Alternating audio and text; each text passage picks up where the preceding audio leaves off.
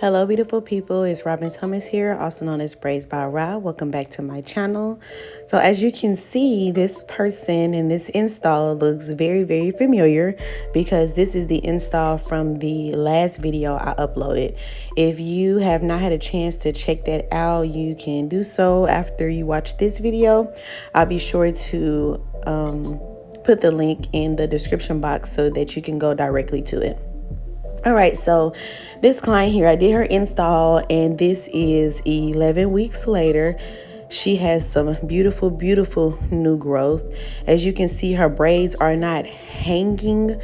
They're more of sitting on top of her new growth, which means that I did really good with the amount of hair that was added, so that she would have the least amount of tension during her install, so that her braids and her hair wasn't going to be stressed. Her scalp was going to be stressed while her hair was growing out while having her protective style. So today I'm going to be doing a takedown on her hair. Oh, and also as you can see, her scalp is for the most part pretty clean. The front of it was a little dry, but other than that, her scalp was really clean. So something that she did, she actually did not wash her hair with shampoo or any type of conditioner while she had her install in. All she did was spritz it daily with water, and then she oiled her scalp and her hair with my oil that she purchased from me. And it worked out perfectly for her.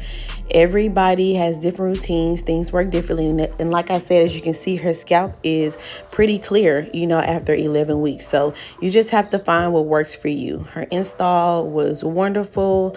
And I hope you all enjoyed this video as I show you how we do her takedown. So let's go ahead and get into it. All right, so there's a front side and there's a back side to braids. Normally when people do braids, they braid regular instead of like underhand, like instead of coming towards their body or towards the braid or inward braiding, they braid outwards. And so the easiest way to do a takedown is to first find where your hair ends, go down about an inch or so. Wherever you think your hair ends, go down about an inch or so, cut it, flip it on. If you're taking it down yourself, flip it onto its back side. But if you're, flip it onto its back side so that you can take it down with two hands. So I'm taking the hair down with two hands. I'm using my fingers, and it's very easy to just glide through and unravel the braid because I'm doing it from the bottom part and not the top.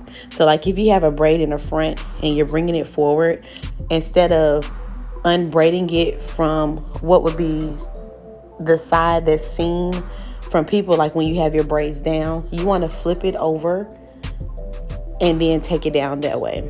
So that's all I'm doing, is showing you that again.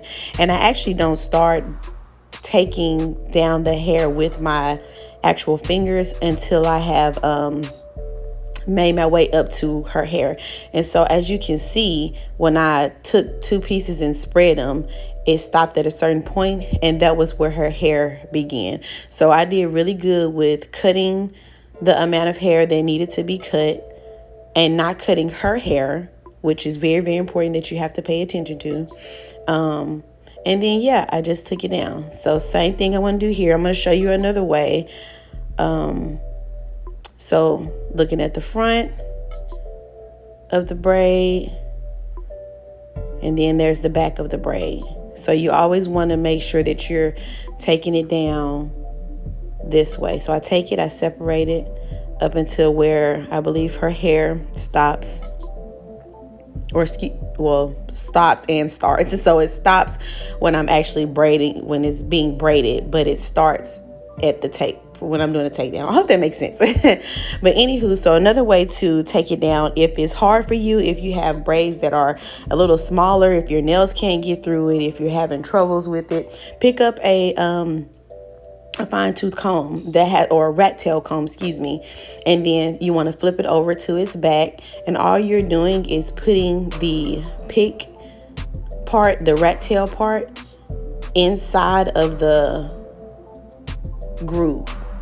I really hope this is making sense.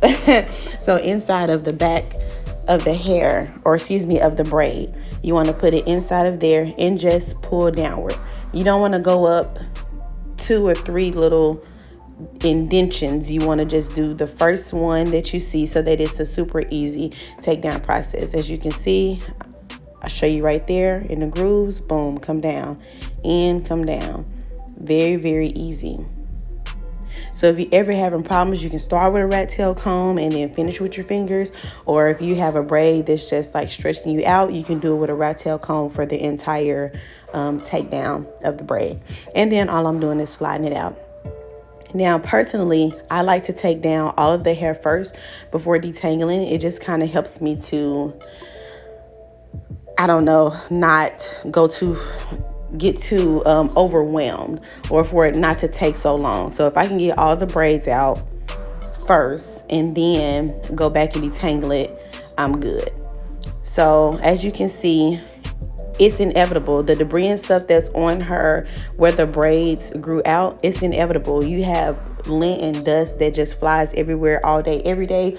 If you're spritzing your hair like you should be, as she did while having her install and oiling it, and you put a hat on, you're going to get a little bit of lint there. You go into any type of area, you're just going to get a little bit of lint and debris. It did not come from products because she didn't use anything. She didn't use anything but water and my natural oil mixture. All right, so what you see me doing now is just pulling up her hair so I can get all of it out of the way. And I'm going to start from the back. So what I want to say is I finger detangle. That is a personal preference of mine. I love to make sure that I am keeping as much hair of my clients as I possibly can. Around the nape area and the edges, it can become very tedious and very time consuming. But if you can get past that part, finger detangling, then you should be good to go. Yeah, you should be good to go. I'm actually trying to see. This video was recorded a while ago, so I'm trying to see what I'm doing. Okay, yeah. So as you can see, I don't use a comb. Of course, people would never use a rat tail comb to take down hair anyway, but the reason I don't use that, or even a wide tooth comb, is because you still have to go through that and try to get that shed hair that's in there out of there. That would take so much of her hair out. Like, she wouldn't even have no hair back in the back if I just did it like that. A lot of times people love to complain about, oh, braids took my hair down, took my hair out. No, it was either the install, your maintenance during your install, or lack of maintenance during the install, or your takedown process. You have to take your time.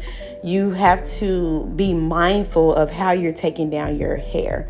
And again, the most delicate parts is the nape and the edges. So basically the perimeter of your hair is the most delicate. So you have to take your time when taking those down. So as you can see, it's a lot of buildup that's right there. And I'm just taking as small of pieces as I can to kind of separate it from that big clump. So I'm trying my hardest not to take out unnecessary hair, just to shed hair, which you're going to have a lot. She has had this install in for 11 weeks. As we all know, your hair sheds 100 to 150 strands per, or 50 to 100 strands per day. And so that hair has nowhere to go. Think about 11 weeks worth of shed hair that has absolutely nowhere to go. So it's going to be in there. So yeah, all I'm doing is taking my time if I need to, taking that rat tail comb. I'm using it to help me kind of loosen up a little bit.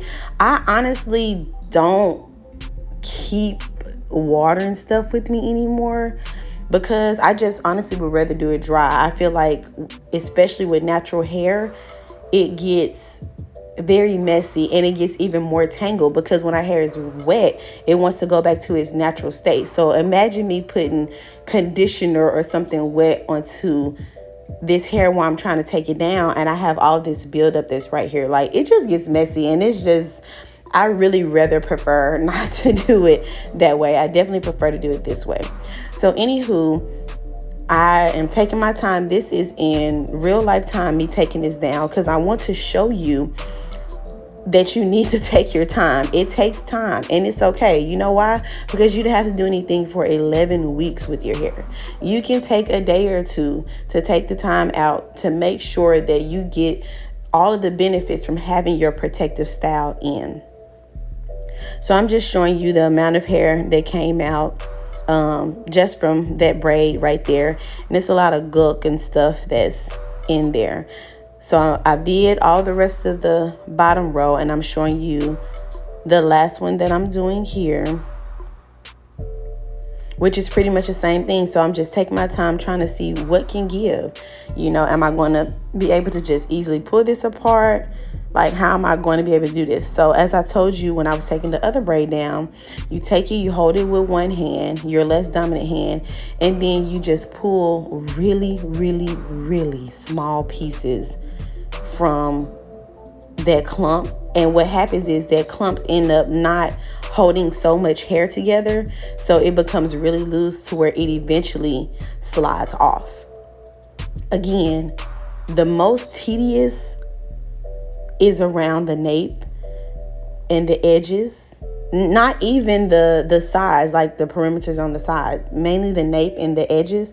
And you want to make sure that you take your time, because you're going to see as I go through the rest of this takedown is pretty much a breeze. Detangle process is pretty much a breeze. So yeah, you just want to continue to do that. Take your time on the areas that seem like I just want to cut it off, because you can really save your hair, retain your as much hair or all of your hair, and only have shed hair that comes out. You may have some breakage, you know what I'm saying, but you want it to be extremely, extremely minimum. It's easier for me while I'm doing it on my clients because I can actually see. And it's also easy for me when I do it on myself because I take my time and I feel around.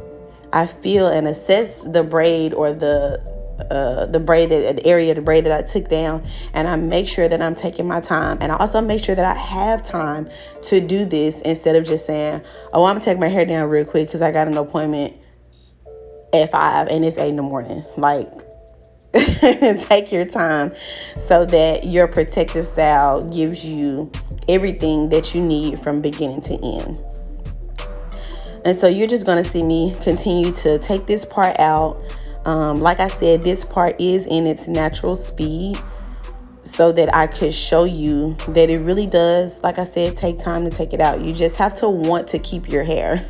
You have to want to keep your hair. If you have somebody taking it out, make sure you get somebody that cares about retaining the hair that you have on your head, and not just trying to hurry up and go through it. And if you're paying somebody, just think about the fact that you don't want to do it, and pay whatever it is that they want you to pay, if you do decide to go to somebody, because this can be very tedious. As you see, this itself is taking me, I don't know, the back of it took me, I can't even tell you how many minutes.